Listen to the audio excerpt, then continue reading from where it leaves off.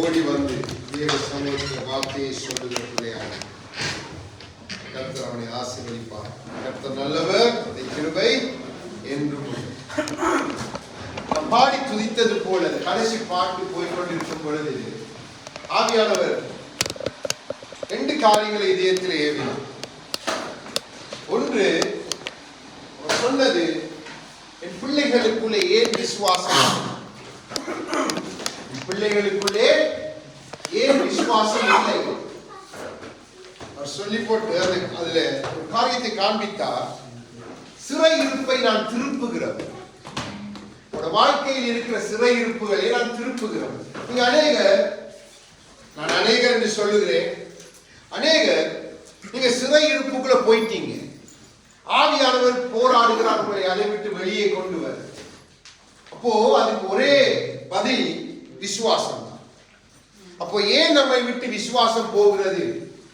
ஏன் நம்மை விட்டு நாம் ஏன் தேவனை விட்டு பின்வாங்கி போகிறோம்? ஏன் தேவ சமூகத்தை விட்டு பின்வாங்கி செல்லுகிறோம்? அப்போ இதுக்கெல்லாம் ஒரு காரணம் உண்டு.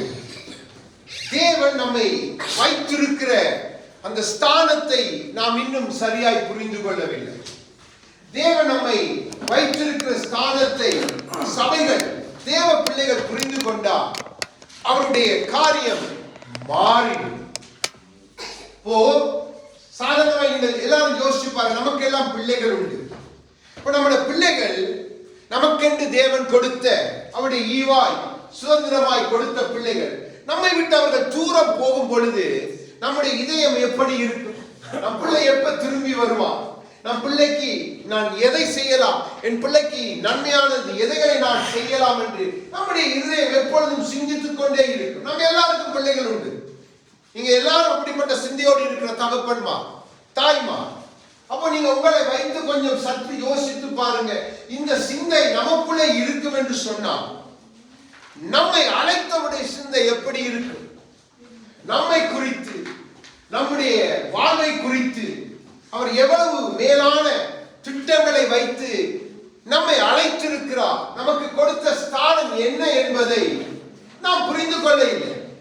நாம் எல்லாரும் அந்த வீட்டுக்குள்ள இருக்கிற பிள்ளையை போல இருக்கிறோம். ஆனா தகப்பனுடைய அந்த ஈவ, தகப்பனுடைய அந்த இருதயத்தை நாம் புரிந்து கொள்கிறதே இல்லை. ஆனா பெற்ற குமாரனோ அவன் வெளியில இருந்தால் போனாலும் தகப்பனை விட்டு தேடி வரும் பொழுது ஒரு அருமையான ஒப்பு கொடுத்தலோடு திரும்பி வருகிறான். அப்போ நம்முடைய இருதயம், நாம் அப்படி இருந்து நாம் தேவனுக்குள்ளே வந்திருக்கிறோம், நாம் சபையாய் கூட்டப்பட்டிருக்கிறோம், நம்ம குடும்பங்களாய் கர்த்தருக்குள்ளே வந்து நிற்கிறோம். அற்பமான காரியங்கள் அல்ல. நம்முடைய காலங்கள், நம்முடைய நேரங்கள் மிகவும் குறுகி கொண்டிருக்கிறதை நீங்க அறியாமல் இருக்கிறீங்க. சபை அதை புரிந்து கொள்ளாமல் இருக்கிறது. அப்போ தேவன் நமக்கு வைத்திருக்கிற ஸ்தானத்தை நாம் புரிந்து கொள்ளணும். அதற்காக தேவன் நமக்கு செய்த செயல்களை முதலாவது நாம் புரிந்து கொண்டால்தான் நாம் அதை புரிந்து கொள்ள முடியும். அதற்காக அவர் நமக்கு கொடுத்த, நம் மீது வைத்த நோக்கம் என்ன, பின்பாக தேவன் நம்மிடத்தில் இருக்க வேண்டிய குணாதிசயங்கள் என்ன என்று எதிர்பார்க்கிறார். இதை நாம் 3 விதமாய் நாம் பார்க்க வேண்டும். ஆகவே இன்றைக்கு நாம் பார்க்க போகிற காரியம், தேவன் கற்றுக் கொடுக்கிறது எல்லாமே நமக்கு பிரயோஜனம் உள்ளது. அருமையாய் சகோதரன் வழி நடத்தும் பொழுது சொன்னார், ஆண்டவருடைய வார்த்தைகளை குறித்து நாம் பரியாசம் பண்ணவே கூடாது. உண்மையாய் கர்த்தருடைய ஆவியானவருக்கு நான் நன்றி சொல்லுகிறேன். என்ற சில நேரங்கள் உங்களுக்கு தெரியாது, நாம் எதை செய்ய வேண்டும் என்று நினைக்கிறோமோ நம் சகோதரனை கொண்டு தேவன் நமக்காக பேசுவார். அவர் சரியாய் சொன்னார், வார்த்தையை குறித்து நாம் வாக்குவாதம் பண்ணக்கூடாது. அது தேவ வார்த்தை என்று ஏற்றுக்கொள்கிற இருதயம் வேண்டும். அதை பரியாசம் பண்ணக்கூடாது. நமக்குள்ளே வந்து அது தன்னுடைய கிரியை நடப்பிக்க வேண்டும். அருமையான ஒப்பு கொடுத்து ஆவியானவர் அவரை நடத்தினபடினால் அவர் வாயிலிருந்து அந்த வார்த்தைகள் புறப்பட்டு வந்தது. எத்தனை சத்தியமான உண்மையான அர்ப்பணிப்பு, உண்மையான வார்த்தை. அப்போ நம்முடைய வாழ்க்கையெல்லாம் அப்படி இருக்கணும். அப்போ இன்னைக்கு நாம் பார்க்க போகிற காரியம் என்ன என்று சொன்னால், தேவன் நமக்கு கொடுத்த புத்திர சுவிகாரத்தை குறித்து பார்க்க போகிறோம். என்ன இன்னைக்கு இந்த புத்திர சுவிகாரத்தை சபைகள் சரியாய் புரிந்து கொள்ளவில்லை. சபை என்றால் நாம் தேவ பிள்ளைகள், தேவ ஜனங்கள், நாம் புரிந்து கொள்ளவில்லை. அன்றும் தேவன் அவர்களை புத்திரராய் குமாரத்திகளாய் அழைத்த பொழுது அதை அவர்கள் புரிந்து கொள்ளவில்லை. அப்போ தேவன் இந்த புத்திர சுவிகாரத்தை கொடுப்பதற்கு நமக்கு செய்த கிரியைகளை நாம் முதலாவது பார்க்க போகிறோம். அப்போ முதலாவது நாம் புத்திர சுவிகாரம் என்ற என்ன? நாம் தேவனுடைய குடும்பத்திலே ஒரு அங்கமாய் மாறிவிட்டோம். அவருடைய வீட்டாராய் இருக்கிறதுனால் நமக்கு அவர் கொடுத்திருக்கிற உரிமை என்ன, அதற்குரிய கடமை என்ன, அவர் நமக்கு கொடுத்த சிலாக்கியம் என்ன, இதை நாம் புரிந்து கொள்ளாத வரைக்கும் தேவனோடு நம்முடைய உறவை ஒரு நாளும் சரியாய் நடத்த முடியாது. இதை நன்றாக புரிந்திருந்தவர் தான் நம்முடைய இரட்சகராகிய இயேசு கிறிஸ்து. அதை நன்றாக நமக்கு புரிய வைக்கிறதா நம்முடைய பரிசுத்த ஆவியானவர். அப்போ நம்முடைய புத்திர சுவிகாரத்தை குறித்து நாம் முதலாவது புரிந்து கொள்ள வேண்டும். புரிந்து கொண்டால்தான் அடுத்ததாய் நம்முடைய காரியங்களை நாம் சரிப்படுத்த முடியும். சிலவாம் எல்லாவற்றையும் புரிந்து கொள்ள வேண்டும் என்றுதான் தேவன் நமக்கு தெளிவாய் வார்த்தைகளூடாக காரியங்களை கற்றுக் கொடுக்கிறார். ஆகவே எல்லாரும் காது கொடுத்து தயவாய் உங்கள் இருதயங்களை திறந்து இதை கேளுங்க. இந்த காரியம் மிக மிக மிகவும் அவசியமானது உண்டு. இதை நீங்க புரிந்து கொள்ள இல்லை என்று சொன்னால் நீங்க பரலோகத்துக்குள்ளே எப்படி பிரவேசிக்க முடியும்? கடந்த வாரம் நான் கற்றுக் கொடுத்தேன் அந்த விசுவாசம் நம்ம எங்கு கொண்டு அதான் நம்முடைய முடிவு இடம். அதுதான் நம்முடைய விசுவாசத்தின் முடிவு.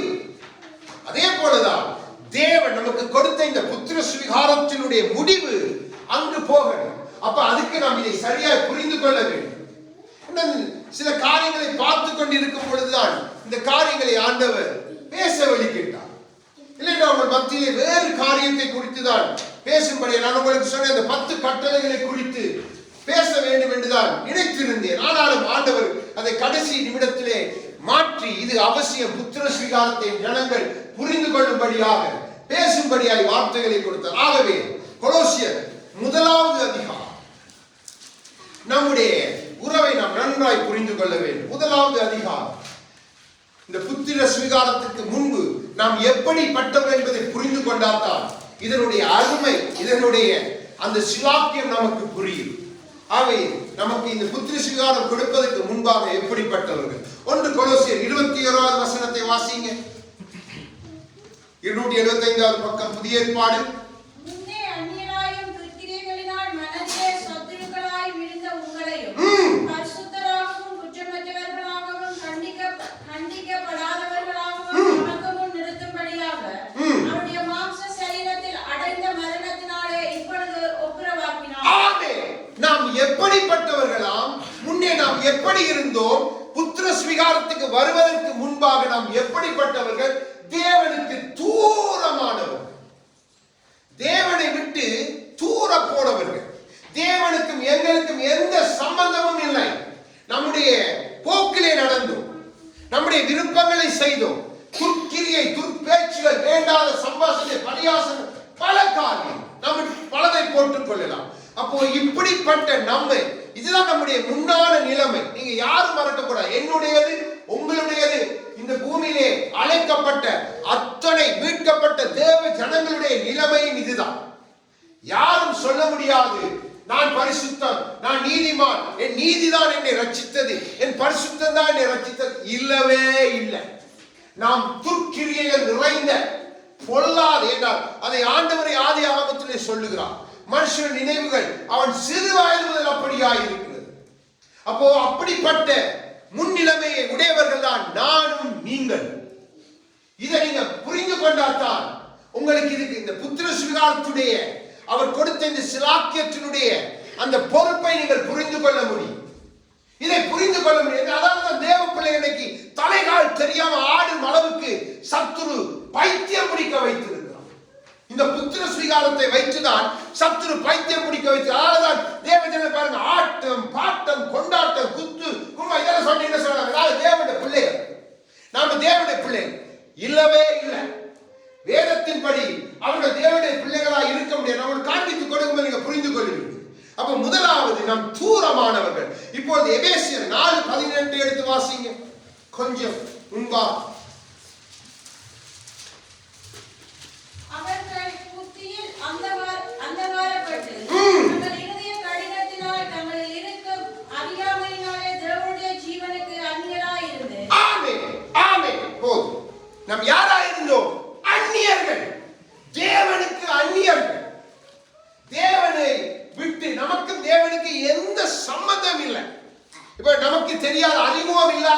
ஒரு ஆளை கண்டு நம்ம என்ன சொல்லுவோம்? அந்நியன், ஸ்ட்ரேஞ்சர். நாம் போக மாட்டோம், பக்கத்துல பேச கூட நம்ம தயங்க. அப்படித்தான் தேவனோடு நாம் இருந்தோம். முன்பாக தூரமாயிருந்தோம், அந்நியராயிருந்தோம். அப்போ இதுதான் என்னுடைய உங்களுடைய நிலைமை. இந்த புத்திர ஸ்வீகாரத்தை பெற்றுக்கொண்டுதான் இன்னைக்கு சபைக்குள்ள தேவ பிள்ளைகள் வேண்டாத காரியங்களை பேசி வேண்டாத காரியங்கள் செய்து கொண்டு இதை பிடித்துக் கொண்டிருக்கிறார்கள். கடைசியில ஐயோ பரிதாபம் என்று அவங்க எல்லாரும் போற இடம் நமக்கு தெரியும். அப்ப நாம் இதை அப்படியாய் அசட்டை பண்ற ஸ்தானம் இல்லை இந்த புத்திர ஸ்வீகாரம். இது மிக மிக மிகவும் ஒரு உயரமான உன்னதமான ஒரு தேவனால் கொடுக்கப்பட்ட ஸ்தானம். நாம ஆராதிக்கிற தேவன் ஜீவனுள்ள கர்த்தர். அப்போ நீங்க தேவ பிள்ளைகள் இதை நன்றாய் புரிந்து கொள்ள வேண்டியதான். தேவன் நம்முடைய முன்னிலைமையை கொஞ்சம் காண்பித்துக் கொடுக்க விரும்புகிறார். இப்பொழுது கொலோசியர் 3வது அதிகாரம் 6வது வசனத்தை வாசிங்க. பாருங்க, நம்ம எப்படிப்பட்டவர்களா இருந்திருக்கிறோம், எப்படிப்பட்ட கோணத்தில் தேவன் நம்மை பார்த்திருக்கிறார். இவைகளின் பொருட்டே இப்படியாவின் பிள்ளைகள் மேல் தேவ கோபாக்கினை வரும். ஆமென். நாம் எப்படிப்பட்டவர்கள்? தேவ கோபாக்கினைக்கு கீழாக இருந்தவர்கள்.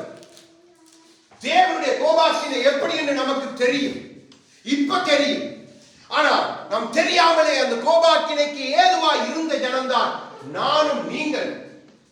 இப்போ இதை நாம் புரிந்து கொள்ளாத வரைக்கும் நம்முடைய அதை ரோமர் 1:18 எடுத்து வாசிங்க. இதே கொப்பான காரியத்தை அங்கே பவுல் எழுதுகிறார்.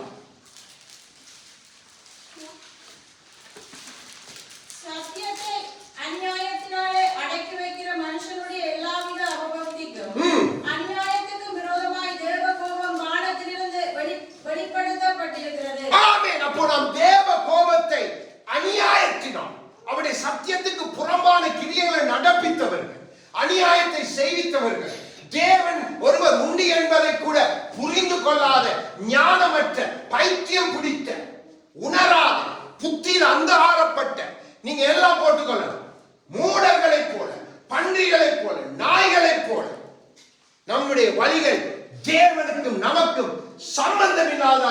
இதுதான் என்னுடைய உங்களுடைய முன்னிலைமை. இதுதான் புத்திர ஸ்வீகாரத்துக்கு முன்னாடி நிலைமை. இதை நான் புரிந்து கொள்ளணும். சகோதரன் சொல்லும்போது சொன்னார், அந்த நீர் பாவி தன்னை பாவி என்று உணர்ந்து வந்தபடியினால் மகனாக மாற்றப்படுகிறான். ஆனால் மகன் என்று அழைக்கப்பட்டவனோ ஆகாதவனாய் தள்ளப்படுகிறான். நீங்க நன்றாய் புரிந்து கொள்ள வேண்டும். இந்த புத்திர ஸ்வீகாரத்துக்குள்ள இருக்கிற காரியங்களை புரிந்து கொள்ளாவிட்டால் நான் நீங்கள் அப்படியாய் தள்ளப்படுவது அதிக நிச்சயமே. பட்சபாதம் இல்லாமல் எல்லாரையும் நியாயம் தீர்க்கிறது. அப்போ நம்முடைய அப்பா நம்மை சிட்சித்து நன்மைக்கு ஏதுவாய் நடத்துகிற தகவல், அன்பு நிறைந்தவர், இரக்கம் உள்ளவர், கிருபை நிறைந்தவர், மனதுருக்கம், பொறுமை, நீடிய சாந்தம் எல்லாம் உள்ளவர் தான். அவரே சொல்லுகிறார் எல்லாம் உள்ளவர் தான். ஆனால் நியாய தீர்ப்பு நாளிலே ஒன்றுக்கு உதவாது. அவர் தகப்பன் அல்ல, நியாயாதிபதி. அப்போ அவர் ஜட்ஜ் குறிய வஸ்திரம் தரித்து நீதியின் சால்வையை தரித்து வந்து அமர்ந்திருக்கும் பொழுது அவருக்கு பிள்ளைண்டி இல்லை, அவருக்கு நீதிதான் முன்னாடி. நீங்க மறக்கவே கூடாது. இப்போ யோவான் 3ஆம் அதிகாரம், யோவான் சுவிசேஷம் 3ஆம் அதிகாரம் 36 வாசிங்க. 3:36. குமாரனிடத்தில் விசுவாசமாய் இருக்கிறவன் நித்திய ஜீவனை உடையவனாய் இருக்கிறான். குமாரனை விசுவாசியாதவனோ ஜீவனை காண்பதில்லை, தேவனுடைய கோபம் அவன் மேல் நிலை நிற்கும் என்றான். ஆமென். பாருங்க, நம்ம விசுவாசிக்க இல்லை, நமக்கு மேல இருந்ததெல்லாம் தேவனுடைய கோபம் மாத்திரமே. நம் இயேசுவை எத்தனை பேர் இயேசுவெல்லாம் தெய்வமா என்று இன்று வரைக்கும் கேட்கிற ஜனங்கள் நமக்கு முன்பா இருக்கிறார். நம்மை போல நாம் ஒரு காலத்தை அப்படி கேட்டவர். இதெல்லாம் தெய்வமா, இதெல்லாம் அந்நியன், இதெல்லாம் வெளிநாட்டு, இதெல்லாம் தெய்வம் இல்ல மனுஷன், இப்படி எல்லாம் இன்றைக்கு பேசுறாங்க. அன்றைக்கு பேசுறவர்களா நானும் நீங்கள். இயேசு மேல விசுவாசம் என்பதே இல்லை, தேவன் ஒருவர் மேல விசுவாசம் இல்லை. நம்முடைய ட்ரக்ல நம்முடைய காலத்தை நடத்தினதான் கிறிஸ்துக்கு முன்னான என்னுடைய உங்களுடைய நிலைமை. உங்களோட முன்னிலைமை நீங்க புரிந்தாதான் பின் நிலைமையை சரியாக நடத்த முடியும். அப்போ இப்படிப்பட்ட இருந்ததான் நம்மை தேவன் புத்திர ஸ்வீகாரத்துக்குள்ளே அழைக்கிறார். அப்போ தேவன் எப்படி நாம் அந்த புத்திர ஸ்வீகாரத்துக்குள்ளே நம்மை அழைத்தார், எந்தெந்த வழிகளில் நம்மை அழைத்தார், இதை தெரிந்து கொள்ள வேண்டும். இதை தெரிந்து கொண்டால் தான் நீங்க அடுத்த கட்டத்துக்குள்ள முன்னேறி போகலாம். நம்முடைய முன்னிலைமை நீங்க ஒரு நாள் மறக்க கூடாது. நீங்க தேவன்ல வந்தா நீங்க சொல்லணும், இப்படிப்பட்டவர்கள் தான் ஆண்டவரை, இப்படித்தான் இருந்தோம், இப்படிப்பட்டவர்கள் தான் நான், இப்படிப்பட்ட துர்க்கிரியை நடப்பித்த எனக்குத்தான் இந்த புத்திர ஸ்வீகாரம் தந்தீர். ஆகவே நன்றி என்று சொல்லுகிற நன்றியுள்ள இருதயமுள்ள பிள்ளைகளை நாம் இருக்க வேண்டும். இன்றைக்கு அது தேவ பிள்ளைகளுக்குள்ள இல்லை. இன்றைக்கு வந்தாலும் கர்த்தருக்குள்ள சுயநீதியோடு நிற்கிறான். சுயநீதியைத்தான், தங்க விருப்பத்தை, தங்க இஷ்டத்தை நிறைவேற்றத்தான் கர்த்தருக்குள்ள வந்துட்டு நாங்க தேவண்ட பிள்ளைகள், நாங்க தேவனால மீட்கப்பட்ட ஜனம். ஆனால் வேதம் காண்பிக்கிற தேவ பிள்ளைகளுடைய சாயல் வித்தியாசம். நாம் நினைத்துக் கொண்டிருக்கிறோம் எல்லாம் கர்த்தருக்குள்ள அல்ல, நம்ம தேவனால் மீட்கப்பட்ட பிள்ளைகள், அதனால பரலோகத்துக்குள்ள போயிடுவோம், பரலோகத்துல தேவனோடு ஐக்கியப்படலாம். முடியவே முடியும். அப்போ நம்முடைய நிலைமையை புரிந்துதான் தேவனோடு நம்முடைய ஐக்கியத்தையும் உறவையும் நாம் வளர்த்துக் கொள்ள வேண்டும். அடுத்தது, இப்போ எப்படி நம்மை அழைத்தான்? ரோமர் 8:29 வாசிக்க. நமக்கு தெரிந்த வசனம், ஆனால் முக்கியமான ஒரு காரியம். இதுதான் நம்முடைய ஆரம்பம். இதை நீங்க புரிஞ்சுக்கணும். நம்முடைய குமாரன் அநேக சகோதரர்களுக்குள்ளே முதற் பேராளராய் இருக்கும் பொருட்டு தேவன் எவர்களை முன்குறித்தாரோ அவர்களை தமது குமாரனுடைய சாயலுக்கு ஒப்பாயிருப்பதற்கு முன்குறித்திருக்கிறார். அல்லேலூயா. நம்மை முன்குறித்தார். அப்போ நீங்க எல்லாம் முன்குறிக்கப்பட்டுதான் இந்த புத்திர ஸ்வீகாரத்துக்குள்ள பங்கடைந்திருக்கிறீங்க. இது தேவனுடைய சிலாக்கியம்.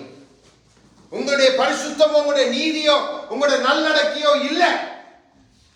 தேவன் உங்களை முன்குறித்தார். அதுதான் வேதம் சொல்லுகிறது. உலக தோற்றத்துக்கு முன்பாகவே தம் குமாரனுக்குள்ளே ஒரு சந்ததியை அவர் முன்குறித்தார். அப்போ நீங்க இந்த புத்திர ஸ்வீகாரத்துக்குள்ள நீங்க சும்மா இந்த இடத்துல வந்து இருக்கீங்க. பாருங்க, எத்தனை பேர் வார இல்லை, எத்தனை பேர் தேவனுக்கு நன்றி சொல்ல வார இல்லை. அப்போ உங்களோட புத்திர ஸ்வீகாரத்தை நீங்க அசட்ட பண்ணுகிற பிள்ளை. அங்கே நான் இயேசுவை நேசிக்கிறேன், நான் ஆண்டவரை நேசிக்கிறேன், நான் வீட்டில இருந்து கூத்தடிப்பு குமாரர்கள் சரி வருமா?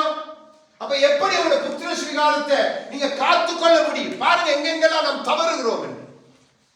அப்போ அசட்டை பண்ணுகிறோம், இஸ்ரவேலர்களை போல. நான் பின்பை காட்டி கொடுக்கிறேன் வார்த்தைகள். அப்போ நாம் அப்படி இருக்கக்கூடாது. நம்மை முன்னறிந்து இருக்கிறார். தம்முடைய குமாரனுக்குள்ள சாதாரண காரியம் இல்லை, சாதாரணமான ரட்சிப்பு இல்லை, சாதாரணமான பாக்கியம் இல்லை.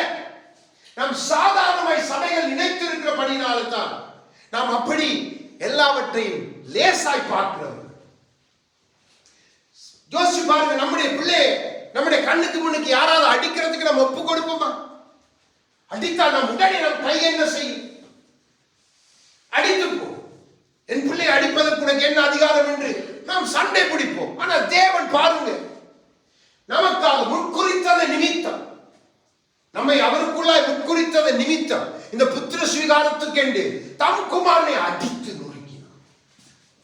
சாதாரணமாய் கொடுக்கப்பட்டது இல்லை, நீங்க முன்குறிக்கப்பட்டவர்கள். எப்படி நீங்க இந்த புத்திர ஸ்வீகாரத்துக்கு வந்தீங்க? முன்குறித்தார் உங்களை. மறக்கவே கூடாது, சும்மா இல்லை. இப்போ எபேசியர் 1:6 அதே காரியத்தை பவுல் மீண்டுமாய் சொல்லுகிறார். எபேசியர் 1:6 வாசிங்க. நம்முடைய தயவுள்ள சித்தத்தின்படியே நம்ம இயேசு கிறிஸ்து மூலமாய் நமக்கு சுவிகார புத்திரராகும்படி முன்குறித்திருக்கிறார். ஆமென், ஆமென். பாருங்க, சுவிகார புத்திரராகும்படி. அனாதைகள், பரதேசி. யோசிச்சு பாருங்க, அனாதை பரதேசிமா மறைத்திருந்தா எப்படி போயிருப்போம்? பரலோகத்துக்கு போயிருக்க முடியாது.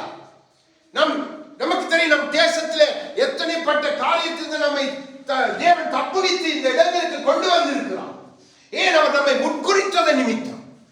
இல்லைன்னா நம்மை ராணுவம் சுட்டி இருக்கு, இல்லை இன்னும் இயக்கங்கள் நம்மை கொண்டிருக்கலாம், இல்லை நாம் அதோடு போய் 10-11 அடிபட்டு மறைத்திருக்கலாம், இல்லை விபத்துல மறைத்திருக்கலாம்.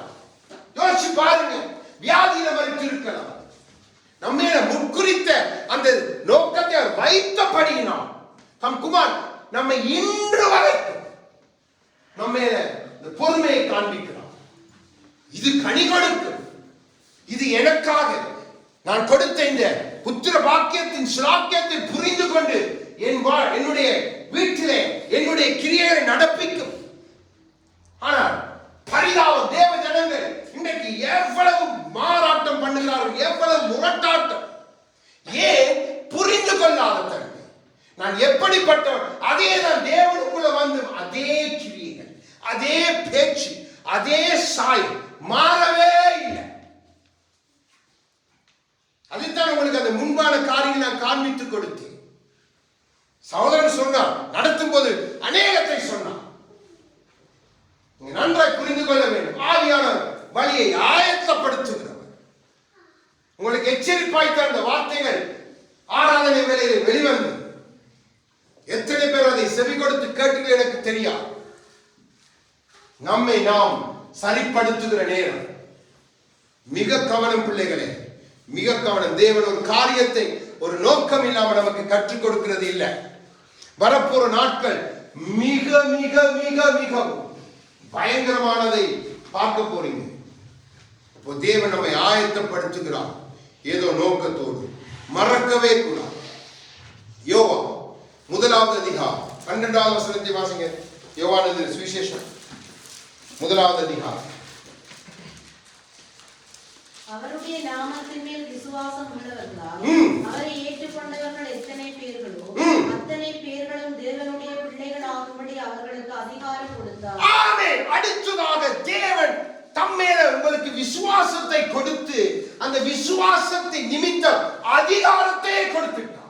மரணத்தின் மேல் அதிகாரம், உங்களுக்கு சகலவற்றின் மேலும் அதிகாரம், நடக்கிற ஊர்வல சகலத்தின் மேலும் அதிகாரம் ஒன்றை தேவன் கொடுத்திருக்கிறார். சாத்தானின் சகல கிரியைகள் மேலும் அதிகாரம் கொடுத்திருக்கிறார். ஆனால் தேவ பிள்ளைகள், புத்திரன் சொல்லப்படுகிறவர்கள் இன்னும் அதற்கு அடிமைப்பட்டிருக்கிறார்.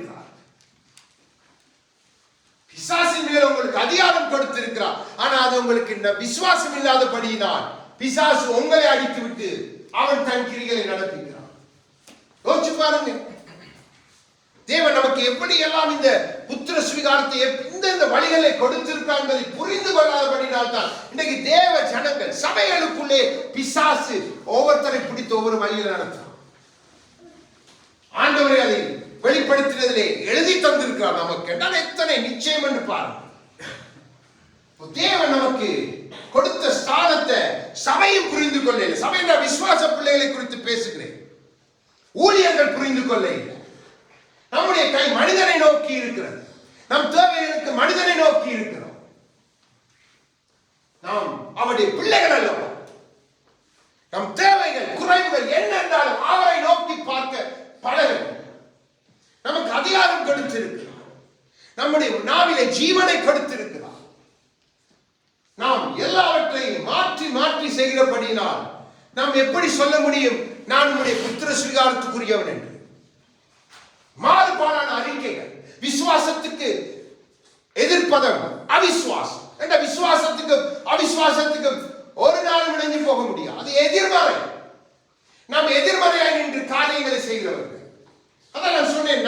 அந்த பாட்டு நடத்தும் பொழுது ஆவியானவர் சொன்னார், சிறையிருப்பில் இருந்து கொண்டு முடியாது, இதுதான் என் கடைசி நிலை, இதெல்லாம் நடக்காது, எப்படி ஆகும் என்று நினைக்கிறவர்கள் உண்டு. ஆனால் நான் ஒரு சிறையிருப்பை திருப்புகிறேன். அண்ணாவுடைய சிறையிருப்பை திருப்பினவர். நீங்க மறக்கவே கூடாது. அப்போ நம்முடைய விசுவாசத்தின் மூலம் அவர் நமக்கு புத்திர சுவிகாரத்தை கொடுத்திருக்கிறார். அப்பொழுது கலாத்தியர் எடுங்க. கலாத்தியர் 3வது அதிகாரம்.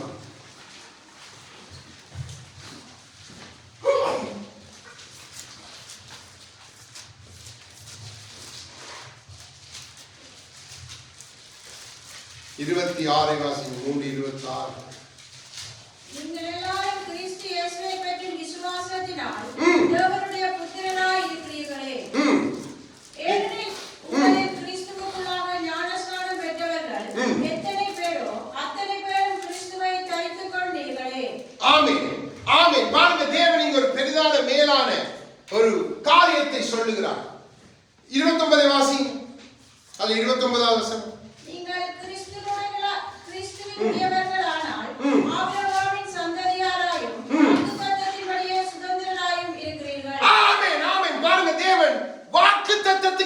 இணைத்து விட்டார். கிறிஸ்துவோடு நம்மை இணைத்திருக்கிறார். நாம் அந்த வாக்குத்தத்தத்துக்கு புறம்பானவர். ஆபிரகாம் பிறந்த நேரத்தில் நாம் பிறக்கவும் இல்லை. ஆபிரகாமை நமக்கு தெரியாது. ஆனா தேவன் இந்த புத்திர சுவிகாரத்தை கொடுக்கும்படியாய் அந்த வாக்குத்தத்தத்தோடு ஆபிரகாமுடைய சந்ததியாகிய இஸ்ரவேலர்களோடு நம்மை இணைத்து அவர்களை காட்டிலும் மேலாக கிறிஸ்துவுக்குள்ளே நம்மை உயர்த்தி விட்டார். அப்போ வாக்குத்தத்தத்தின்படி நாம் பாடி துதித்தோம். நம் முன்னோர்கள் ஆண்டவர் எப்படி வாக்குத்தத்தத்தை பிடித்து சுதந்திரித்தார், அவர்களோடு நாம் பங்கடைந்து இருக்கிறோம். சாதாரணமாய் இல்லை பிள்ளைகள். அவர்களுக்கு கூட பிள்ளைகள் என்ற ஸ்தானம் அல்ல. நாம் தான் அவருடைய முதல் பிள்ளைகள், முதல் பேராளருக்குள் மீட்கப்பட்டவர்கள் தான். அவருக்கு முதல் உரிமை, முதல் சொத்து நாம் தான். அவர்கள் தெரிந்து கொள்ளப்பட்டவர்கள் தான், நாம் முற்குறிக்கப்பட்டவர்கள். ஒரே வித்தியாசம். அப்போ இந்த புத்திர சுவிகாரம், இந்த உணர்வு தேவ ஜனங்களுக்குள்ள இல்லையே. ஏதோ வராங்க, ஏதோ போறாங்க. வாக்கு தத்துவம் வேண்டாம். அவங்க இது எங்களுக்கு இல்லை, இது எங்களுக்கு சொல்லதில்லை, இதுக்கு எங்களுக்கு சம்பந்தம் இல்லை. அப்பட வேதம் பொய் சொல்ல வேண்டுமே. வாக்கு தத்துவம் உங்களுக்கு தேவன் கொடுத்தா அது நிச்சயமாய் நிறைவேற்றி முடிப்பார். நமக்கு சூழ்நிலை வந்தோடனே விட்டுட்டு நம் புத்திரர் அவருடைய குமாரத்தின் ஸ்தானத்தையும் விட்டுட்டு நாம் முன்னுக்கு போ. எப்ப முன்னுக்கு அப்படியே போயிடும். மனதளிக்கிறவர்கள் வீணான கிரியர் பேசு, தேவனுக்கு விரோதமாக தான் பேசுறது. அப்போ மிக கவனமா இருக்கணும் பிள்ளைகள். உங்களை வாக்கு தத்தத்துக்கோடு கொண்டு இந்த புத்திர சுவிகாரத்தின் மூலம் அவர் இணைத்திருக்கிறார். சாதாரணமாய் அல்ல. ரோமர் 9:8 வாசிங்க.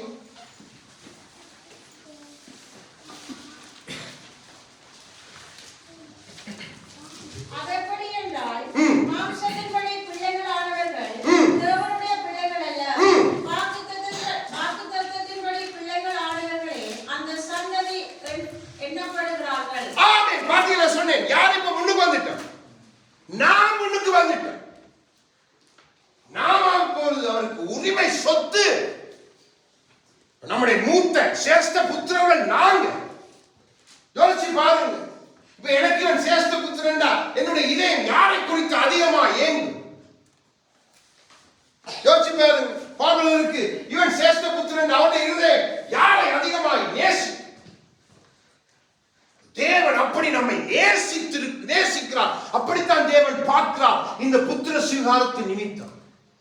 நாம் ஏதோ நம்முடைய ஆசைகள் எல்லாம் உலகம் பண்டி போல அதுக்காக அப்பாட்ட வார அது இல்லைண்டா. 2 நேரம் பார்க்கிறது முன்னோம். இந்த அப்பா சரியில்லை, பொல்லாத அப்பா, நான் போறேன். உலகத்துல ஒருத்தர் இருக்கிறான் கொடுக்கிறதுக்கு.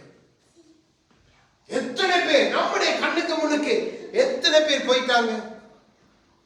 உங்களுக்கு எல்லாம் அனுபவம். ஒருத்தர் 20 வருஷம் 15 வருஷம் கிறிஸ்துக்குள்ள இருக்கிறீங்க. அப்போ உங்களுக்கு இது அனுபவம். நம்மோடு இருந்தவர்கள் எத்தனை ஆதி சபையில் யோசிச்சு பாருங்க.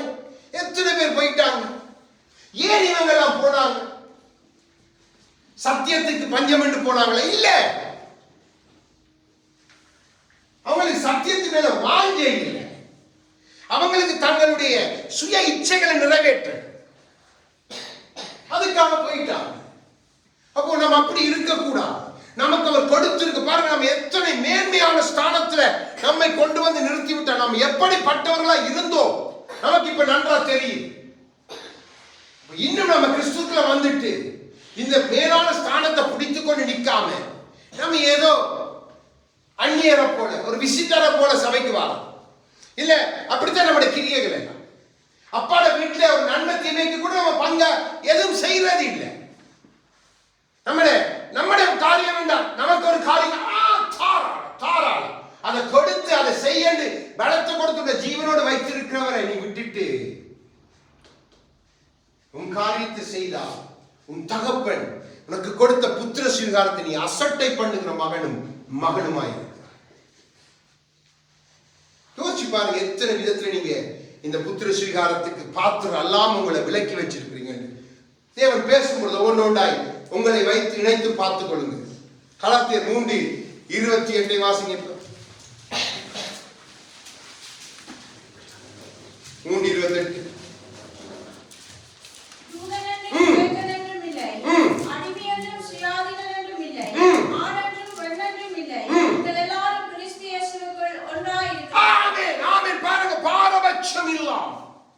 நம்ம எல்லாரையும் ஒன்றாக்கி விட்டார். கிறிஸ்துவோடு ஒன்றாக்கப்பட்டு இருக்கிறோம்.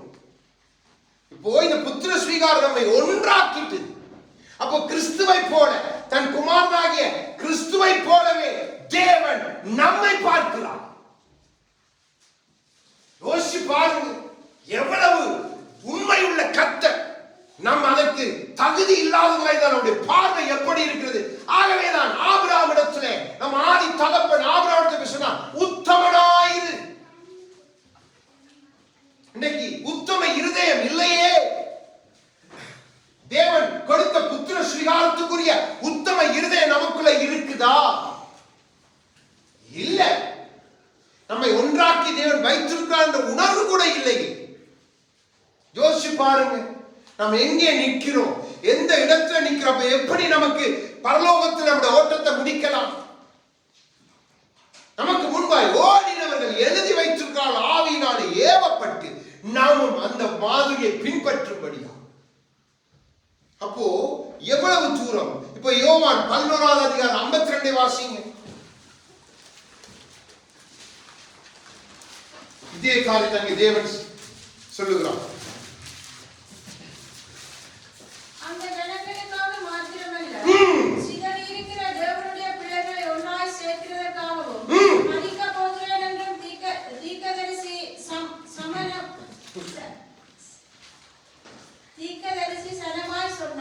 தீர்க்கதரிசனமாய் சொன்னார். பாருங்க, எல்லாருக்காகவும், அவருடைய பிள்ளைகளுக்காக மாத்திரமல்ல, நம்ம எல்லாருக்காகவும் அவர் மரித்தார், நம்மை ஒன்றாக்கும்படி. அதுதான் இங்கே பவுல் சொல்லுகிறார், நமக்குள்ளே பாரபட்சம் இல்லை, நாம் ஒன்றாக்கப்பட்டு விட்டோம் என்றால் கிறிஸ்து நமக்காக மரித்தார். இதை நாம் கொஞ்சம் தெளிவுபடுத்தும்படியால் ஏசாயா 65வது அதிகாரம் 1ஐயும் 2ஐயும் எடுத்து வாசிங்க. தேவனை சொல்லுகிறார், தீர்க்கதரிசியோட எதற்காக அங்கே ஆண்டவர் சொல்லுகிறார், எடுத்து வாசிங்க. என்னை குறித்து விசாரித்து தேடாதிருந்தவர்களாலே தேடப்பட்டேன், என்னை தேடாதிருந்தவர்களாலே கண்டறியப்பட்டேன். என்னுடைய நாமம் விளங்காதிருந்த ஜாதியை நோக்கி இதோ இங்கே இருக்கிறேன் என்றேன். நலமல்லாத வழியிலே தங்கள் நினைவுகளின்படி நடக்கிற முரட்டாட்டமான தண்டைக்கு நான் முழுதும் என் கைகளை நீட்டினேன். ஆமென், ஆமென். எத்தனை அன்பான கர்த்தர் பாருங்க, எப்படி நம்மை முற்குறித்து இருக்கிறார். அதைத்தான் பவுல் அங்கே பிரித்து கலாத்தியர் அங்கே எழுதி காட்ட, நம்முடைய கொலோசியர்கள் நம்முடைய கிரியைகள் அப்படி ஆண்டவர் சொல்கிறார், தீர்க்கதரிசனமா அப்படிப்பட்ட ஜனம் எனக்கும் உங்களுக்கு கை நீட்டினார். கையை நீட்டினது மாத்திரமல்ல, சிலுவையிலே கைகளை எனக்காய் உங்களுக்காய் அதை கொடுத்தார். ஓசியா 1:10 எடுத்து வாசிங்க. இப்போ தேவன் சொல்லுகிற காரியம் பாருங்க. அடுத்தது இந்த 2 காரியத்தை நாம் உறுதிப்படுத்திக் கொள்ளும்.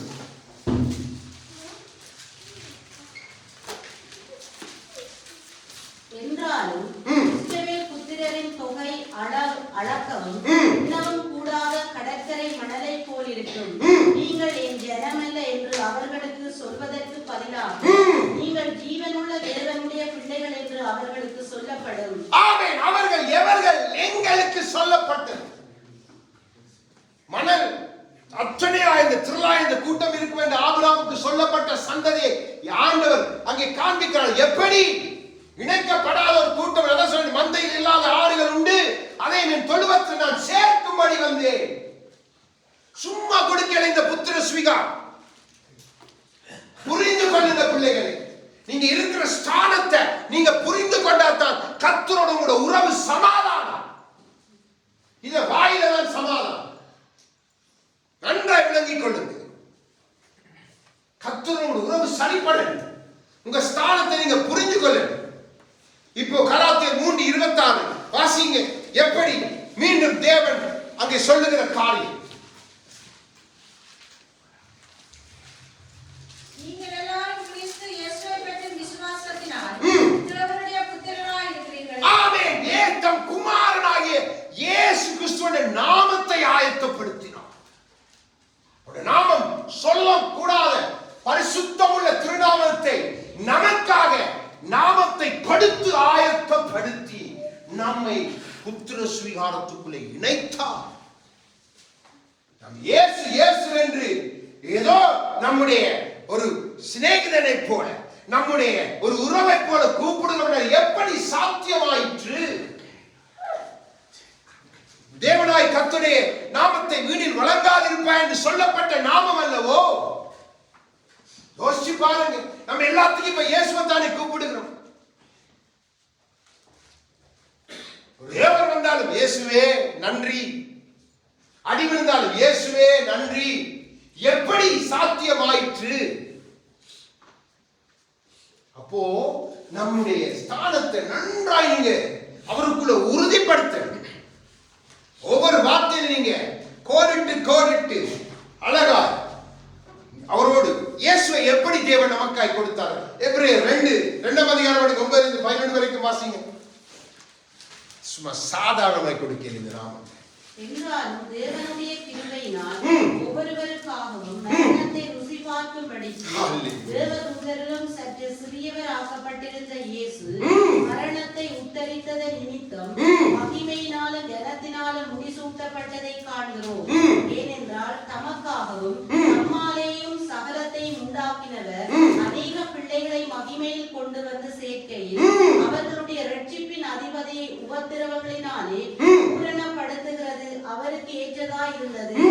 எப்படி எனில் பரிசுத்தம் செய்கிறவரும் பரிசுத்தம் செய்யப்படுகிறவர்களுமாகிய யாவரும் ஒருவராலே உண்டாயிருக்கிறார்கள்.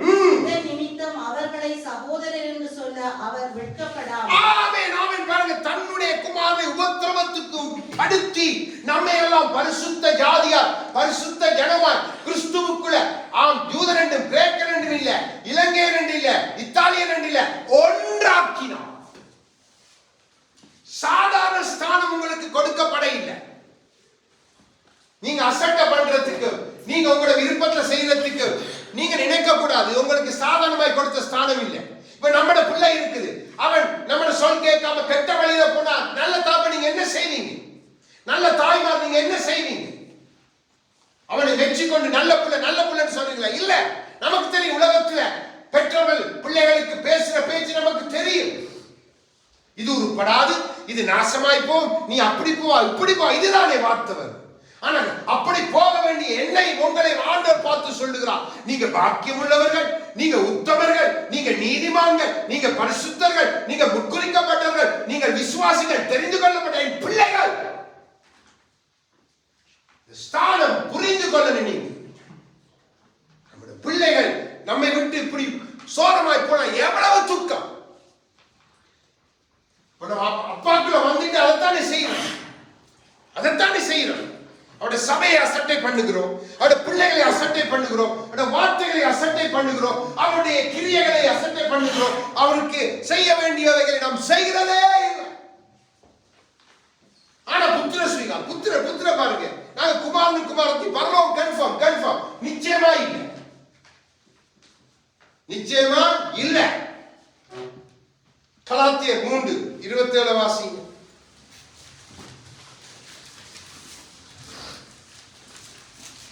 ஏனெனில் உங்களில் கிறிஸ்துவுக்குள்ளாக ஞானஸ்நானம் பெற்றவர்கள் எத்தனை பேரோ அத்தனை பேரும் கிறிஸ்துவை தரித்துக் கொண்டிருக்கிறார்கள். ஆமென். பாருங்க, நமக்கு அதுக்குத்தான் அந்த ஞானஸ்தானம் முழுக்கை கொடுத்து கிறிஸ்துவை நம்மிலே தரிப்பித்தார். அதான் நான் சொன்னேன், நம்மை கிறிஸ்துவாய் பார்க்கிறார் கர்த்தர். விலகிக் கொள்ளணும். நீங்க நடக்கும் பொழுது என் குமாரன் கிறிஸ்து போல என் பிள்ளை நடந்து போவான், என் குமாரன் செய்தது போல இவன் என் குமாரத்தை கூட செய்வான், பேசுவான், நடப்பான் என்று எதிர்பார்த்து காத்து ஏமாந்து போகிறது. கொடுத்த இந்த ஸ்தானத்தை புரியாதபடினாலதான். யோசிச்சு பாருங்க, என் பிள்ளை இந்த தேசத்துக்குள்ள போறாண்டா என்னை குறித்து பேசுவான், என் நீதியை நடப்பிப்பான். என் பிள்ளை இந்த சபையிலே ஒரு அங்கமாயிருக்கான, என் பிள்ளை என் நீதிக்கும் ராஜ்யத்துக்காய் தன்னானதை கொடுப்பான் என்று எதிர்பார்க்கிற தகப்பன். ஆனா அசட்டை பண்ணுகிற பிள்ளைகள், அசட்டை பண்ணுகிற தேவர்கள். அதை குறித்து கிளிப்பிங் எடுத்து அதெடுத்து இது சரியா அது பிள்ளையாண்டு எழுப்புறதுக்கு ஒரு கூட்டத்தை சத்துரு ஆயத்தப்படுத்த வேண்டாம். தேவ பிள்ளைகள் தங்கள் புத்திர சுவீகார ஸ்தானத்தை விட்டு கொடுத்ததை நிமித்தம் பிசாசால் உண்டான நீங்க சரியா ஆவியானவரை வழி நடத்து. அவனுக்குரிய கிரியை தான் நம்ம செய்யறோம். ஆனா புத்திர சுவீகாரம் யாருடையது? சாத்தான்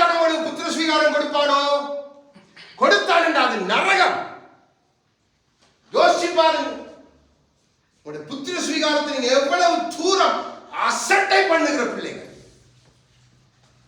இன்னும் அப்படி நீங்க இருக்கக்கூடாது. தேவன் நமக்கு அதை காண்பித்து கொடுக்கிறார். கலாத்தியர் 4வது அதிகாரம் 4-5 வாசிங்க. நாம் புத்திர சுவிகாரத்தை உடையபடியும் நியாயப்பிரமாணத்துக்கு கீழ்ப்பட்டவர்களை மீட்டுக் கொள்ளத்தக்கதாக காலம் நிறைவேறின போது ஸ்திரீனிடத்துக்கு பிறந்தவரும் நியாயப்பிரமாணத்துக்கு கீழானவருமாகிய தம்முடைய குமாரனை தேவன் அனுப்பினார். ஆமென். பாருங்க, நியாய பிரமாணத்தை கொடுத்தவரை அதை இல்லாம ஆக்கி உங்களுக்கு எனக்கு புத்திர சுவிகாரத்தை கொடுக்கும்படியா தன் குமாரனே அனுப்பிட்டார். அப்போ புத்திர சுவிகாரமும் நியாய பிரமாணமும் எதிர்வரை.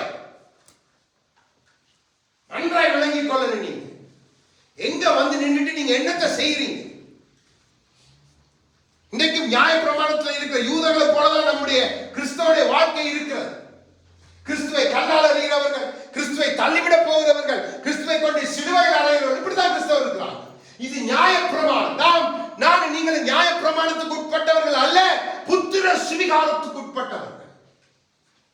அப்ப நம்முடைய கிரியை அவர்கள் 10ல் 1 கொடுத்தா நான் நீங்கள் எவ்வளவு கொடுக்கணும்? அங்கே 10ல் 1 கொடுத்தவர்களை கர்த்தர் மெச்சிக்கொள்ளவே இல்லை. உண்டான எல்லாவற்றையும் கொடுத்த ஏழை விதவையை மெச்சிக்கொண்டார். ராஜ்யத்துக்கு உரியதை அவள் முன்னோட்டமாய் செய்து காண்பிக்கிறார். நாம பாருங்க, நீ தந்தா இவ்வளவுதான். இதான் நியாய பிரமாணத்தின் பலி. அதுதான் நீ கிறிஸ்தவ 10 வெக்கமா இல்லை. யாருக்கு அது கொடுக்கிறது? இதை குறித்து கேட்டா ஊழியக்காரனை பிடிக்கிறதும் இல்லை. தேவன் எதற்கு எல்லாத்தையும் உங்களோட ஸ்கூலுக்கு உங்களோட பிள்ளையை அனுப்புறீங்க. உங்களோட பிள்ளைக்கு ஒரு வருஷம் ஸ்கூல் ஃபீஸ் கட்டாட்டி உடனே அனுப்புவாங்க. ஸ்கூல் ஃபீஸ் கட்டு போனி பிள்ளைய ஸ்கூல் அனுப்பாட்டு வாங்க, ஸ்கூல் ஃபீஸை கட்டிட்டு பிள்ளைய உள்ள போடுவாங்க. இந்த தேசத்தில் உங்களுக்கு அங்கேயும் கட்டுறீங்க கொஞ்சம் பணம். நம்மளோட தேசம் நமக்கு தெரியும், லட்சக்கணக்கு. அதோட லஞ்சம் உங்களோட பிள்ளைக்கு இடமே கிடையாது. உங்களை இலவசமாய் கொண்டு வந்து எல்லாத்தையும் செய்துட்டு என் பிள்ளைய நீதியை செய்வான், என் பிள்ளைய ராஜ்யத்துக்குரிய செய்வான், ஒன்று செய்வேன். அனவன் எதற்கு ஐயா? அதை கொடுத்து நீ நாசமா போற காட்டி உனக்கு தராம இருக்கிறதே கர்த்தருடைய நோக்கமாய். எத்தனை பேர் வெளியில இருக்கிறாங்க இன்னும் சுவிசேஷம் அறியாத ஜனங்கள், இந்த புத்திர சுவிகாரத்துக்குள்ள வராத ஜனங்கள், தடுக்கிற ஏழைகள். எப்படி ஐயா தேவன் அதை சந்திக்க முடியும்? தன்னுடைய குமாரனும் குமாரத்தையும் அழைக்கப்பட்ட நம்மை கொண்டுதான் அதை செய்யணும். ஒருவனால் செய்யக்கூடும் என்றால் ஒருவனை மாத்திரம் ரட்சித்திருக்கலாமே. எத்தனை திரளான தேவ ஜனங்கள் எதற்கு? இத்தனை சபைகள் எதற்கு? ஒவ்வொரு ஏரியாலும் தேவன் தன் கிரியை நடப்பிக்க விரும்புகிறார். நாம் அதை அசட்டை பண்ணுகிறோம். ஆனா நமக்கு வேண்டியதெல்லாம் அழகாய் உடுத்து நம்மை பெரிதாய் காட்டி கொண்டு வா. வெக்கமா இல்லையா? நீங்களாம் வெக்கப்படணும். உங்களோட விசுவாசம் சரியான பிழையான விசுவாசமாயிருக்கு. தேவ பிள்ளைகள் அப்படி ஒரு நாளும் இருக்கக்கூடாது. கிறிஸ்து சற்றே நம்மை கெத்செமனேல மறுதலித்திருந்தான், சிலுவையில நம்மை மறுதலித்திருந்தான். யோசிச்சு பாருங்க என்னுடைய ஒரு நிலைமை. தேவன் யாரை கொண்டு நம்மை ரட்சித்து இருக்கக்கூடும்? நாம் மறுதலிக்கிறவர்கள். ஆனால் நாமமோ புத்திரன் குமாரத்தில் வெக்கமா இல்லையா? யோசிச்சு பாருங்க நம்முடைய எவ்வளவு எதிர்மறையான கிரியை நடப்பித்துக் கொண்டு புத்திர சுவிகாரத்துக்கு நம்ம இருக்கிறோம். அப்படி இருக்காதீங்க. அதை விட்டு நீங்க வரணும். கர்த்தர் பேசுகிறார். இப்போ கலாத்தியர் 4:6 அதுக்கு அடுத்த வசனத்தை வாசிங்க. மேலும் நீங்கள் புத்திரனாய் இருக்கிறபடியால் அப்பா பிதாவே என்று கூப்பிடத்தக்கதாக தேவன் தமது குமாரனுடைய ஆவியை உங்கள் இருதயங்களில் அனுப்பினார். ஆமென். பாருங்க, குமாரனையும் தந்து குமாரனுடைய ஆவியை உங்களுக்கு அதான் சொன்னேன். உங்களை குமாரனை போல பார்க்கிறார், அவருடைய குமாரத்திகளாய் பார்க்கிறார். நீங்க வந்து அப்பாவுக்கு, உங்க உலகத்து அப்பாவுக்கு நீங்க செய்யாம இருப்பீங்களா? அப்போ நீங்க தேவனுக்கு செய்யல எப்படி உங்க உலகத்து அப்பா மேல பாப்பீங்க? யோசிச்சு பாருங்க. தேவனுடைய ராஜ்யம் கட்டப்படணும், தேவ நீதி செய்யப்படணும். நான் உன் நீதியை செய்து கொண்டிருக்கிறான். ஆனால் நாங்கள் தேவனுடைய புத்திர சுவிகாரம். அப்பா பிதாவே என்று சொல்லும் பொழுது ஆவியானவர் வெட்கப்பட்டு உங்களோட ஓடி போயிருக்கும். எதிர்மறையான காரியங்களை வைத்துக் கொண்டு நாம் ஒரு நாளும் இருக்கக்கூடாது. இன்னைக்கு சபைகள் அப்படித்தான் இருக்குது. அதைத்தான் நான் சொல்லிக் கொண்டிருக்கிறேன். நன்றாய் விளங்கிக் கொண்டு. அதுல வேற நமக்கு பரியாசம், நமக்கு சகோதரன் சொன்னது போல வாக்குவாதம். ஏன் இதெல்லாம் வருதுன்னா உங்களை புத்திர சுவிகாரம் உங்களுக்கு தெரியல. அவன் என் சகோதரன், அவள் என் சகோதரி, கிறிஸ்துக்கு நாங்க உண்டு என்று இந்த உணர்வு வந்துட்டாலே உன் பார்வை மாறிடு. தேடி வந்து எல்லாத்துக்கும் உனக்கு ஊழியக்கான நிறுத்தப்பட்ட ஒரு சகோதரனுக்கு ஒரு மூத்த சகோதரன், அப்ப உங்களோட உறவு மூத்த சகோதரன், நீ எங்களுக்கு அண்ணனா போட்டு தள்ளி போட்டு நீங்க கிரியை நடப்பிக்கிற பிள்ளை. நமக்கு ஒரு மூத்த அண்ணன் இருந்தா நம்ம அண்ணா என்ன செய்யட்டும். சாதாரண உலகத்தாக்களை பாருங்க, எங்க இருந்த தூரத்தில் அடிச்சுக்க பாருங்க, அண்ணன் கேட்டுதான் செய்யணும், அண்ணனோட கலந்து ஆலோசனை செய்யணும். யோசிச்சு பாருங்க. ஆனா நம்ம அப்படி செய்யறது இல்லையே. தேவன் அதற்காகத்தானே ஒரு மூத்த சகோதரனை வந்து ஸ்தானத்தில் நிறுத்தினார். மூப்பன் என்ன மூத்தவன். சும்மா நீங்க விளங்கிக் கொள்ளாதபடி நம்முடைய காரியங்கள் தலைகீழ் பிள்ளைகளே. அப்போ நம்மை தேவன் இப்படியாக இந்த புத்திர சுவிகாரத்துக்குள் அழைத்திருக்கிறார். நாம் எப்படிப்பட்டோம் என்று பார்த்தோம். எப்படி கர்த்தர் நம்மை அழைத்திருக்கிறார் என்பது, எப்படி ஆக்கப்பட்டோம் என்று பார்த்தோம். இப்பொழுது தேவ பிள்ளைகளாக நமக்குள்ள இருக்க வேண்டிய சில குணாதிசயங்கள், தேவன் விரும்புகிற சில குணாதிசயங்களை பார்க்கும்படியா ரோமர் 8வது அதிகாரம் 15 16 வாசிங்க. இதை நீங்க நன்றாய் புரிந்து கொள்ளணும். இதை புரியாதபடியாக தான் நீங்க எதற்கு அடிமையா இருக்கீங்க நான் காண்பித்துக் கொள்கிறேன். அந்தபடி திரும்பவும் பயப்படுகிறதற்கு நீங்கள் அடிமைத்தனத்தின் ஆவியை பெறாமல் அப்பா பிதாவே என்று கூப்பிட பண்ணுகிற புத்திர சுவிகாரத்தின் ஆவியை பெற்றிருக்கிறீர்கள். நாம் தேவனுடைய பிள்ளைகளாய் இருக்கிறோம் என்று ஆவியானவர் தாமே நம்முடைய ஆவியுடன் கூட சாட்சி கொடுக்கிறார். ஹalleluya. நீங்க அடிமைத்தனத்துக்கு உட்பட்டவர்கள் அல்ல. ஆனா இப்ப நீங்க எதற்கு அடிமையா இருக்கிறீங்க? உலகத்துக்கு நீங்க அடிமை, உங்களோட மாமிசத்துக்கு அடிமை, உங்க பிசாசுக்கும் நீங்க அடிமை. அவன் ஒன்று உலகத்துல இருந்து கிரியை செய்வான், இல்ல உங்களோட மாமிசத்தை கொண்டு கிரியை செய்வான். இவன் நடுநிலை இருப்பான். உலகம் மாமிசம் என்ற கையில் அவன் எந்த நேரம் பயன்படுத்த பார்ப்பான். அப்போ ஆண்டவர் சொல்ற, நீ அடிமை இல்லையே, என் குமாரன் உலகத்துக்கு அடிமைப்பட இல்லையே, என் குமாரன் பிசாசுக்கு அடிமைப்பட இல்லையே. அப்ப நீ என் குமாரன் குமாரத்தின் புத்திர சுவிகாரத்துல உயர்ந்த ஸ்தானத்தின் குணாதிசயம் இதுதான். முதலாய் நம்ம தேவ பிள்ளைகளுக்குள்ள இருக்க வேண்டிய குணாதிசயமே இதுதான். நான் அடிமை. அதைத்தான் போல் சொல்றார், நான் ஒன்றுக்கு அடிமைப்பட, ஒன்றுக்கு. நாம் எத்தனைக்கு அடிமைகளா இருக்கும் நமக்கு தெரியும். நம்முடைய ஆடம்பரங்களுக்கு அடிமை, நம்முடைய களியாட்டுகளுக்கு அடிமை, நம்முடைய இச்சைகளுக்கு அடிமை, உலகத்தோடு சிநேகம். ஆண்டவர் சொல்லுகிறார், இல்ல இது சரிவரா என் ஆவியானவர் சாட்சி கொடுக்கிறார். நீ அடிமை தனத்துக்குரியவன் அல்ல, நீ சுதந்திரத்துக்குரியவன். சுதந்திரமாய பரலோகத்தோடு நீ ஒன்றாய் இணைக்கப்பட்டு இருக்கிறவன். இதுதான் புத்திர சுவிகாரத்துடைய அதி உன்னதமான மேன்மையான ஸ்தானம். இதை கிறிஸ்து நன்றாய் புரிந்திருந்தார். கிறிஸ்துவின் ஆவியானவரும் அதை நமக்கு புரியும்படி பேசுகிறார். இன்னைக்கு சபை இதை புரிந்து கொள்ளாதபடியால் தான் சபைக்குள்ள உலகம், சபைக்குள்ள மாமிசம், பிசாசு கைதட்டி சந்தோஷப்படுகிறார். ஆனா கேட்டா நாங்க பாருங்க, ஐயோ தேவனுடைய பிள்ளைகள் ஆசீர்வாதமா இருக்கணும், இப்படி உடுத்தல், இப்படி எங்க வேதம் சொல்லுது? நீ உடுத்தா தான் தேவனுடைய பிள்ளை வேதம் சொல்லுதான் இல்லையே. நீங்க யோசிச்சு பாருங்க, எங்கே நாங்கள் தவறுகிறோம். இப்போ 2 கொரிந்தியர் 6வது அதிகாரம் தேவனை சொல்லுகிறார், ஆவியானவர் சொல்லுகிறார்.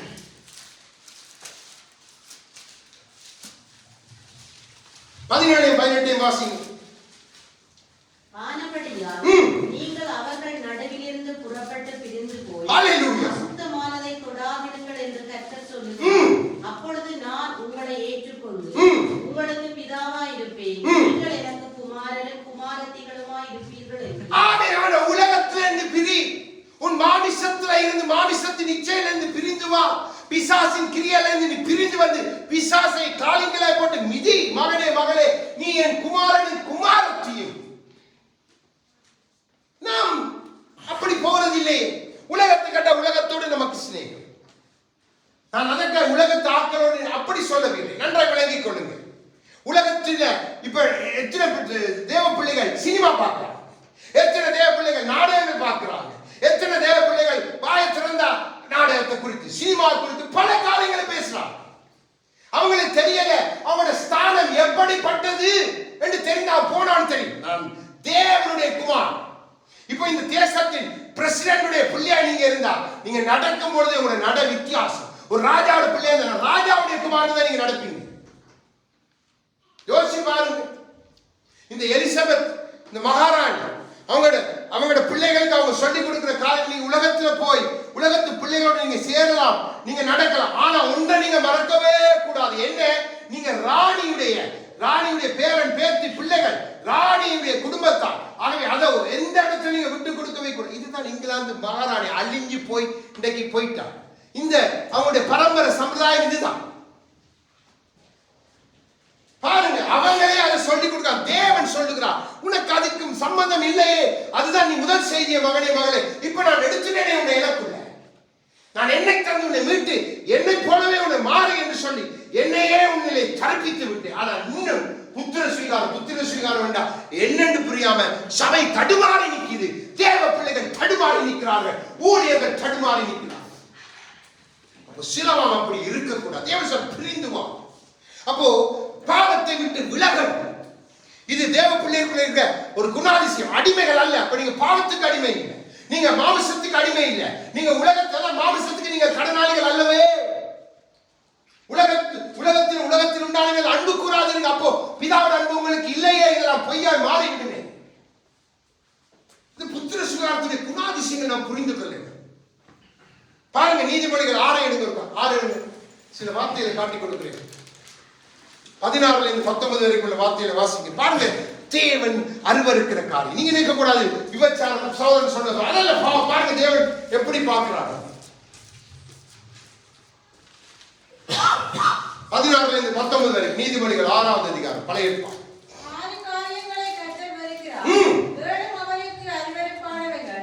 அவையாவன மேட்டிமையான கண், பொய்நாவு, குற்றமற்றவர்களுடைய இரத்தம் சிந்தும் கை, துராலோசனையை பிழைக்கும் இருதயம், தீங்கு செய்வதற்கு விரைந்தோடும் கால், அபத்தம் பேசும் பொய்ச்சாட்சி, சகோதரருக்குள்ளே விரோதத்தை உண்டு பண்ணுதல் ஆகியவைகளே. ஆமென். பாருங்க, உங்க பிதா உங்களை புத்திர சுவீகாரம் தந்த வெறுக்கிற காரியம் இதுதான் இன்னைக்கு சபைக்குள்ள இருக்கு. இதைத்தான் நீங்க முன்பு நடத்தினீங்க, இப்பயும் அதைத்தான் செய்யுங்க.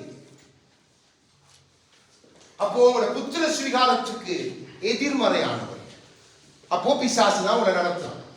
நான் சொல்ல இல்லை, வேத சத்தியம் அப்படியாய் சொல்லுகிறது. நன்றாய் விளங்கிக் கொள்ளுங்கள். ஆகவேதான் நமக்கு ஒரு ஆலோசனை கொடுக்கிறார். 2 கொரிந்தியர் 7வது அதிகாரம் 1வது வசனத்தை வாசிங்க. நமக்கு ஆவியானவர் சொல்லுகிறார். பார்த்து முடிக்க போகும்.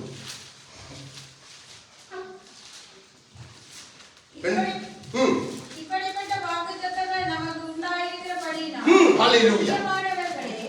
மாம்சத்திலும் ஆவியிலும் உண்டான எல்லா அசூசியும் நீங்க நம்மை சுத்திகரித்துக் கொண்டு பரிசுத்தமாகுதலை தேவ பயத்தோட பூரணப்படுத்த கடவோம். ஆமென். இப்படிப்பட்ட வாக்குத்தத்தங்கள் புத்திர சுவீகாரத்துக்குரிய வாக்குத்தத்தங்களினாலே முன்குறிக்கப்பட்டவர்கள், அழைக்கப்பட்டவர்கள், கிறிஸ்துவுடையவர்கள் நீங்க பாவத்தை விட்டுறணும். மாமிசத்தில் இருக்கிற அசுசேரம் ஆவிகள் எல்லாத்தையும் நீக்கி போட்டு இப்படிப்பட்ட குமாரனுக்குரிய கிரியைகள், குமாரத்திற்குரிய கிரியைகள் நீங்க நடத்தணும் என்றுதான் தேவன் எதிர்பார்க்கிறப்ப. அதுக்கு தான் நான் சொல்றேன், தேவ பயம் என்று சொன்னால் கீழ்ப்படுகிறது. தேவனுக்கு கீழ்ப்படிந்து அவருடைய சத்தியங்களை அப்படியே கைக்கொண்டு அவருடைய வார்த்தை வரும்பொழுது தயவாய் ஏற்றுக்கொண்டு எனக்கு தேவரீர் பேசினீர் நன்றி என்று சொல்ல, அவருக்கு பேசின ஆண்டவரே எனக்கு பேசுறது எடுக்கவே கூடாது. அடுத்தது பரிசுத்தம் என்றால் பரிசுத்தத்துக்கு அடையாளம் தாழ்மை. எவன் எளிமையாய் தாழ்மையாய் இருக்கிறான் அவன் பரிசுத்தத்தை நாடுகிற மனிதன். சாந்தமாய் இருப்பான், இச்சை அடக்கமாய் இருப்பான். அவனுக்கு எது கிடைத்தாலும் போதும் என்ற மனம் இருக்கும். அதைத்தான் அங்கே ஆண்டவர் சொல்லுகிறார். இதெல்லாம் உன் மாமிசத்தின் அசுசியம் இருக்கக்கூடாது, நீங்களே. அடுத்தது பிரித்தெடுக்கப்பட்ட வாழ்வு வாழ குமாரன் குமாரத்தியை நீங்க பிரித்தெடுக்கப்பட்டவங்க கிறிஸ்துவுக்காக மணவாளனுக்கு ஆயத்தப்படுத்தப்படுகிற மணவாட்டிகளாக, பரலோகத்து பிதாவின் பிள்ளைகளாக நீங்க பிரித்தெடுக்கப்பட்ட உலகமும் இச்சையும் பிசாசும் மாம்சமும் உங்களை ஆளுகை செய்யவே கூடாது. மாம்சத்துல கோபம் உடனே மன்னிப்பு கேட்டது ஒப்புரவாகிடும். அதை பிடித்துக் கொண்டு வருஷ கணக்கா வைத்துக் கொண்டுலாம் இருக்கக்கூடாது. அப்போ நீங்க எதிர்மறையானவர்கள், நீங்க பிசாசின சைட்ல நிக்கிறீங்க. நீங்க புத்திர சுவிகாரத்துக்குள்ள இல்ல இருக்கிற மாதிரி உங்களை சத்துரு கண்களை மூடி வஞ்சித்து வைத்திருக்கிறார். அப்போ நமக்கு மாம்சத்தின் மேல ஜெயம் வேணும். இதைத்தான் ஜெயிக்கிறவர்கள், மாம்சத்தை ஜெயித்தவர்கள், உலகத்தை ஜெயித்தவர்கள், இச்சைகளை ஜெயித்தவர்கள் தான், ஜெயம் கொள்ளுகிறவர்கள் தான் தேவனத்தின் எல்லாம் நன்மைகளை பெற்றுக் கொள்ள முடியும். குமாரன் ஜெயித்தா, உலகத்தை ஜெயித்தார், பிசாசை அவர் சொன்னார், இதோ உலகத்தை நான் ஜெயித்தேன். நிறைய வார்த்தைகள் சொல்லலாம். நமக்கு போதுமானதை நமக்கு ஆவியானவர் கற்றுக் கொடுக்கிறார். அப்போ நாம் இதெல்லாம் ஜெயிக்க, அப்போ நாம் எப்படி இந்த புத்திர சுவிகாரம் அவருடைய ஆவியினம் அவருடைய குமாரன் மூடாய் பிதாவே முன் வந்து கொடுத்தது. ஆக நாம் பிதா குமாரன் பரிசுத்த ஆவி என்று சொல்லி நாங்கள் நேர்மை பாராட்டுகிற சந்ததி. அப்போ பிதா எப்படிப்பட்டவர், குமாரன் எப்படிப்பட்டவர், நம்மின் ஆவியானவர் எப்படிப்பட்டவர். நம்முடைய தகப்பு நம்மை ஆசீர்வதிக்க மாட்டேன் என்று ஒரு நாள் சொன்னது. அவர் கொடுத்த இந்த ஆசீர்வாதத்தை காட்டிலும் மேலான ஒரு ஆசீர்வாதத்தை இந்த பூமியில நீங்க கண்டுபிடிக்க முடியுமோ? அது பூமியோடு அழிந்து போகும். இந்த புத்திர சுவிகாரத்தை நீங்க பிடித்து கொண்டாதான் அங்க போவீங்க. அப்போ நம்முடைய புத்திர சுவிகாரத்தை நாம் நன்றாய் புரிந்து கொள்ள வேண்டும். சபையாய் புரிந்து கொள்ளணும். ஒவ்வொரு தனி பிள்ளைகளா நீங்க புரிந்து கொள்ளணும்.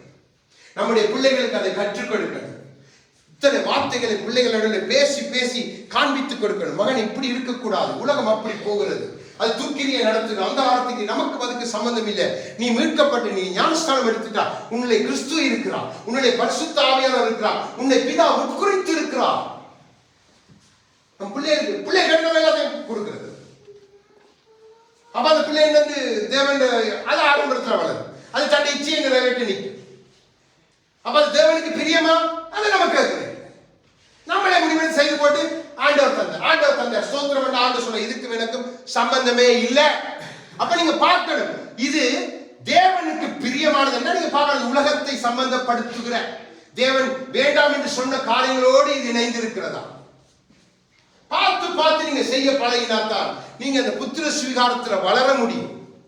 இல்ல ஒரு வயசு பிள்ளையா இருந்து பாலை குடிச்சு கொண்டே இருப்பேன் சொல்ல, ஒரு வயசு பிள்ளையா நீ பாலை குடிச்சு என்ன பிரயோசனமா? உன்னை ஒரடியா எடுத்துருவேன். இந்த பூமியோட வச்சுக்க ஒரு பிரயோசனம் இல்லை. நீ வளரணும். அதான் அங்கே சொல்றான், வளருங்க வளருங்க. புதிதாய் குழந்தைகளுக்கு வளர்ந்து வளர்ந்து வளர்ந்து வாங்க. இந்த வார்த்தையில வளருங்க, கிறிஸ்துக்குள்ள வளருங்க, புத்திர சுவிகாரத்துல வளரணும். நீங்க கிறிஸ்து அப்படித்தான் 30 வயசு வாலிபனாய் வளர்ந்தான். வார்த்தையானவரே வளர்ந்து பிதாவுடைய சித்தத்தை அந்த ஊழியத்தை நிறைவேற்றி முடித்து அவருடைய குமாரனாய் முதற் பேரானவராய் நமக்காய் அவர் முன்னே நுழைந்திருக்கிறார். இந்த வழியைத்தான் கிறிஸ்து நமக்கு கொடுக்கும்படியா இந்த புத்திர சுவிகாரம் கொடுக்கப்பட்டது சபைகளுக்கு. நமக்கு அதை புரிந்து கொள்ளாத சபைகளும் தேவ பிள்ளைகளும் வீணான வாழ்வு வாழ்கிறார். ஒரு நாளை பரிதாபம். பிதாவை சொல்வார், இத்தனை வார்த்தைகள் உங்கள் மத்தியில் நான் பேசினது இல்லையோ? யோசிச்சு பாருங்க. மனுஷ மூளைக்கு தோன்றாத காரியம். தேவ ஆவி இல்லைண்டா இதை நமக்கு விளங்கா. ஆவியானவர் தான் கற்றுக் கொடுக்க, நமக்கு பிரயோஜனமானவர்களை போதிக்கிறவர், தமக்கு பிரியமான தம் சித்தங்களை நம்மளே புகுத்தி அதை திட்டமாக்கி வெளிப்படுத்துகிற ஆவியானவர். அப்ப சிலவாம் இந்த பாக்கியத்தோடு நடக்கணும்.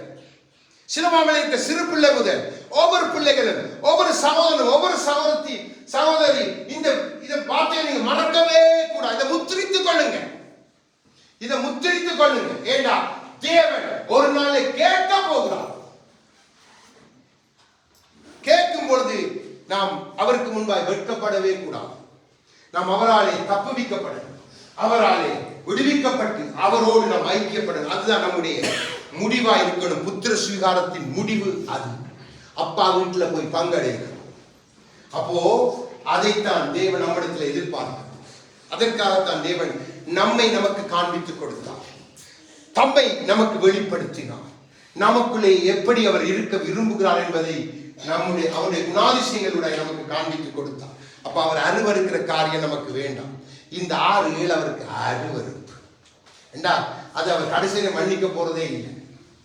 நீங்க சில வேளை விபச்சாரம் அதை மன்னித்து கத்த சரிவா விழுந்து நான் இனி செய்யாது செய்து செய்து செய்து ஆண்டவரை மன்னி மன்னி வேண்டா சரி வரும். அதெல்லாம் விட்டுரும். நீங்க விட்டதாகவே இருக்கணும். தேவையில்லாத பழக்க வழக்கங்கள் தான் வெளி வந்திருக்கணும். அதுக்குள்ள நம்ம போயிடக்கூடாது. அப்ப அதை கொண்டு வந்து நமக்கு முன்பாய் வைத்தாலும் நமக்கு கொண்டு இருக்கோம். நம்ம தேவனுடைய பிள்ளைகள் நம்ம மேல புத்திர சுவீகார முத்திரையா இடப்பட்டு இருக்குதே பாருங்க. அப்ப ஒரு நாளும் சிலவாம் இதை மறக்க கூடாது. நம் பிள்ளைகளுக்கு இதை கற்றுக் கொடுக்க, நம் பிள்ளைகளை இந்த வார்த்தைகளை நடத்தி நம் குடும்பமும் இந்த புத்திர சுவீகாரத்தின் அதிகாரத்தை பிடித்துக் கொண்டு அந்த விசுவாசத்தை பிடித்துக் கொண்டு தான் ஜெயமடையும். அப்ப பிள்ளை கேட்டா தகப்பன் கொடுக்காது இருப்பார். பிள்ளைக்கு வேண்டியது அவரை எல்லாவற்றையும் கொடுத்திருக்கிறார். கேளுங்க அந்த அதிகாரத்தின்படி. நீங்களோட பிள்ளைகள் கேட்கணும். இது முடியாது, அதாகாது, இது முடியாது அப்படி நினைக்கவே வேணாம். இல்லாத இருக்க பண்ணுவான், அற்புதம் செய்வான். நீ நினைச்சு பார்க்காத நேரத்தில் கர்த்தர் கரமுனை தொடும், அற்புதம் நடக்கும். நீ முடியாத நீ சோர்ந்து படுத்திருக்கும் பொழுது கர்த்தர் உன்னை உயிர்ப்பிப்பார். ஏண்டா நல்லவர், அவரை போல நல்லவர் ஒருவருமே இல்லை. அப்போ தேவ பிள்ளைகள், நீங்க ஒரு நாள் இதை மறக்கவே கூடாது. நீங்க சாதாரணமானவர்கள் அல்ல. உங்க கடமைகள், புத்திர சுவீகாரத்தின் கடமைகள் என்ன? அவருடைய சிலாக்கியத்தை எப்படி பெற்றுக் கொண்டீர்கள்? உங்களுக்கு அவர் வைத்திருக்கிற அவருடைய வீட்டார் என்ற ஸ்தானத்தை ஒரு நாள் வீடு அது. இங்க நாம வாடகை குடிகள் தற்காலிகமாய் கொடுக்கப்பட்ட கூடாரத்திலே நாம் கடந்த வாரம் நாம் இதைகளை தியானித்தோம். இன்னைக்கு சும்மா ஒரு வசனத்தை எடுத்து வைத்துக் கொண்டு அப்படியே செய்வார். அவன் எப்படி இருக்கிறான், இல்ல அந்த மனுஷன் எப்படி இருக்கான், அதை பற்றி ஊழியக்காரன் இப்படிப்பட்ட ஊழியர்கள் இன்னைக்கு எழுப்பி வச்சிருக்கான். ஒரு வசனம் இல்ல 2 வசனம் உன்னை ஆசீர்வாதம் எப்படி ஆசீர்வதிப்பார்? ஆசீர்வதி நீ நாசமா போறது அவருக்கு விருப்பமா? அப்ப ஏன் தன் குமாரனை இவ்வளவு தூரம் அவர் குமாரனை அனுப்பாமலே உன்னை ரசித்துட்டு விட்டுருக்கலாமே. யோசிச்சு பாருங்க. சும்மா சாதாரண வழியில கர்த்தருடைய வழிகள்.